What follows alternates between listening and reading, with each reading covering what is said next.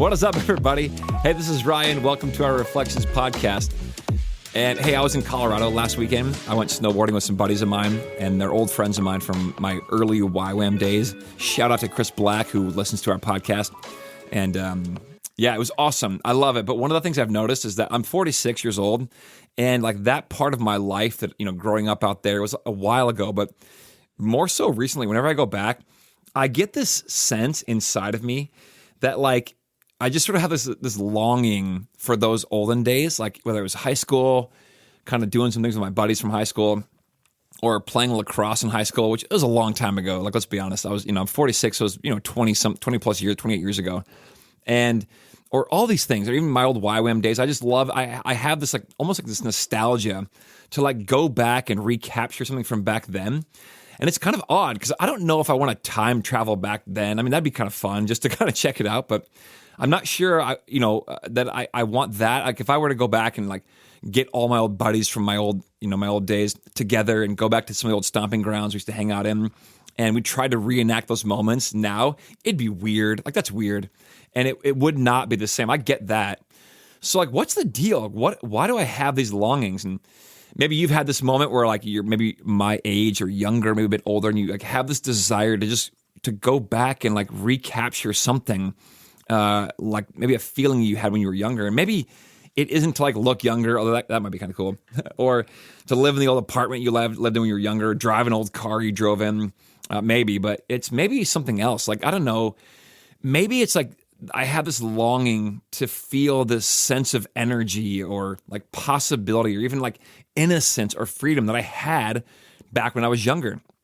And maybe that's it, like oftentimes we call this the midlife crisis, and who knows when midlife is even anymore, because people live so long now. Midlife could be 30, it could be 40, it could be 50, who knows.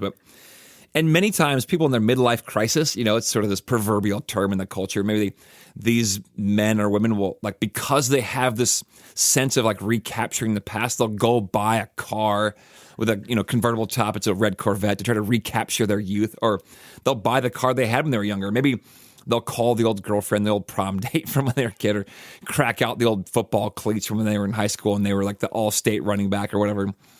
But James Hollis says, no, this feeling, this sense of like trying to, like this longing for the olden days is actually totally normal. So if you felt that, like, in your 40s, 50s, or 30s, or whatever, you're not broken. Actually, according to this Jungian analyst named James Hollis, who wrote a great book called Finding Meaning in the Second Half of Your Life, he says you actually might be right on schedule, because he says what we often call a midlife crisis is not a crisis at all. Because we think maybe in the midlife stage, and if you haven't gotten there yet, just hang tight because it might come. Or if you've gone through it, like you think, man, am something wrong with me? Like, what? Am I broken? But he calls it not a midlife crisis. He calls it the summons of the soul.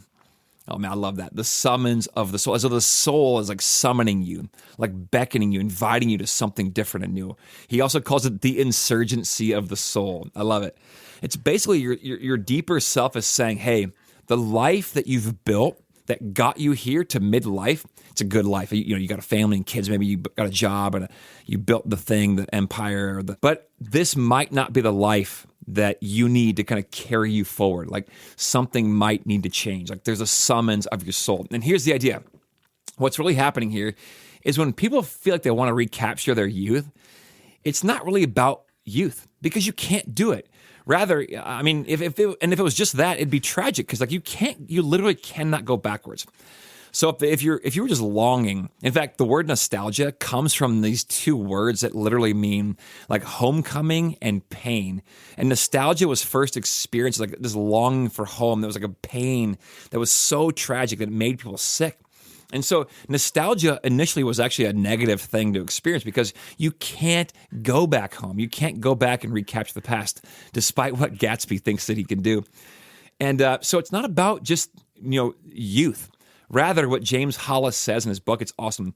He says this longing, the summons of the soul, is about something that your youth represented for you. And so I don't know, what did you like about being young?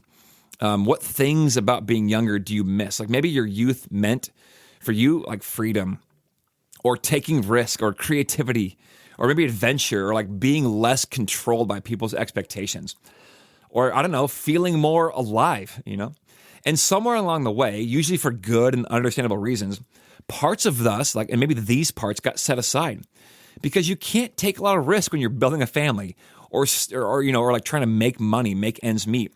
And not because we failed, but it's because we had to survive. And we had to build our careers. We had to raise some kids. You had to be responsible. You had to show up on time to not lose your job. And you had to pay a mortgage. You had to be responsible for many of us. And you had to be what the world needed you to be. And fair enough, it's how you got to where you are now. And that's how you survived and did a good job and were able to afford the car, the Ford Taurus that you bought, not the Porsche 911 twin turbo. And so Hollis says that there's actually two halves of our lives. The first half of our life, in which you're doing these things, you're building a foundational container to live your life. It's about responsibility and duty and taking care of these things. And then there's the second half of life. And maybe there's a transition in between that has to be had or made, because the first half, he would argue, is not at all like the second half of life. The first half is about building this functional self, this container. The second half of life, though, is about exploring not the functional self, but the true self. Yeah, the first half is like building the container, this functional self, like getting along, going along to get along. The second half, though, is about exploring the true you. And here's the shift. The shift comes in that middle life. And there has to be a shift. If not, you'll never transition to that second half of life. And something in you will die. But sometimes, and this is where he gets clinical, I love it, that shift feels like a longing or a nostalgia, a desire to recapture the past, or a restlessness, or this strange sense that something inside of you is not finished, or it doesn't work anymore. Like something's not right. I can't tell. Maybe you feel maybe a little bit anxious, or maybe a bit of depression in there. And so what do you do? Well, if you're in the first half of life listening to this podcast, if you're like 40 or younger, I'm just telling you, hey, live your first half of life. Go out there and live. Build, grind, get a job, work long hours, and, have a family and build an empire and earn money and just, build that, go head first into that functional life and do all the things. But if you're in that middle of life and you feel this longing, or maybe you're in your second half of life and you just never really address this longing, and you feel this pull, this summons of the soul, when you feel that, there's two things you can do. One of them doesn't work and one does work. Here's the one that doesn't work. When you feel the longing to be young again, you can try to literally go backwards. This doesn't work. It doesn't work at all. You can go back and buy the Corvette and go onto Facebook. Of course, it's Facebook, not Instagram, because, for the younger kids, middle life will be Instagram or whatever. But for us in our 40s, Facebook, you can go and try to find your old prom date. You can drag out your old football uniform and put it on and try to impress your neighbors, and it's goofy. And it doesn't work. You're going to give up. You're going to give up your whole empire that you just built to go meet your old high school prom date. Like it's sort of, we know from the outset how goofy this is. Or you can sit around and you can tell stories of days gone by, and drink whiskey and just wax eloquent about how cool you were in high school. And people do this. You can try to relive this past version of yourself. And often this will lead to impulsive decisions, identity shifts, chasing feelings as opposed to meaning, and it doesn't work. And this second half of life is not a healthy one. So here's the other thing you can do. This one does work. You can, as opposed to going back, you can simply, James Hollis calls it retrieval. You can go forward, but with some things that you left behind. So you can ask, hey, what new things need to be born in my life or in me for this next 40, 50 years of my life? And what were the things that I left behind in my youth that I want to recapture, that my soul is asking me to recapture? So maybe it's creativity. Maybe it's playfulness. Maybe when you were younger, you used to be playful and creative, and you let all that go and you left it behind because you had to get a job and be responsible. Maybe it's courage. Maybe it's risk-taking. Maybe you left parts of you, your personality that didn't fit the life you had to build, and you left them behind. And maybe those are parts of you that want to come back online. See, midlife, James Hollis says, it's when the psyche sort of asks you, hey, are you ready to become more fully yourself now? Are you ready to become more fully who you're supposed to be? So this midlife is not a decline. It isn't a crisis. It's potential depth and newness, a truer life. Now, there's spiritual language to all this too. Like there's in the Bible, and I'm not saying the Bible is really teaching about this kind of psychological phenomenon, but the Bible uses language like this, like dying to your old self, being made new. There's all this image about true self, false self, and letting go of false identities and attachments to things that just don't work. Being transformed from one for sort of glory to another. Okay, here's the thing though. So Hollis suggests that this anxiety that we feel, this restlessness, this, maybe it's depression, maybe it's like this nostalgia, it's not something to eliminate. Like don't try to get rid of it. Don't try to hit the bottle and drink it away or numb out or check out.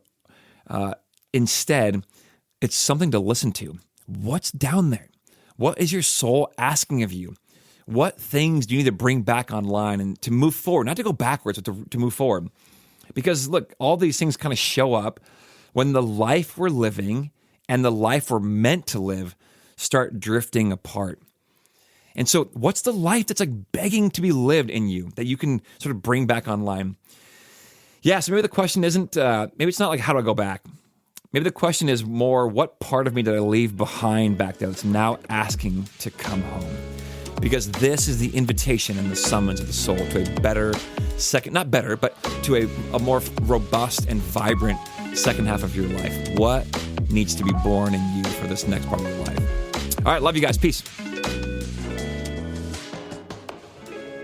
Hey, if you enjoy this show, I'd love to have you share it with some friends. And don't forget, you are always welcome to join us in person at Central in Elk River at 8:30, which is our liturgical gathering, or at 10 o'clock, our modern gathering. Or you can check us out online at clcelkriver.org. Peace.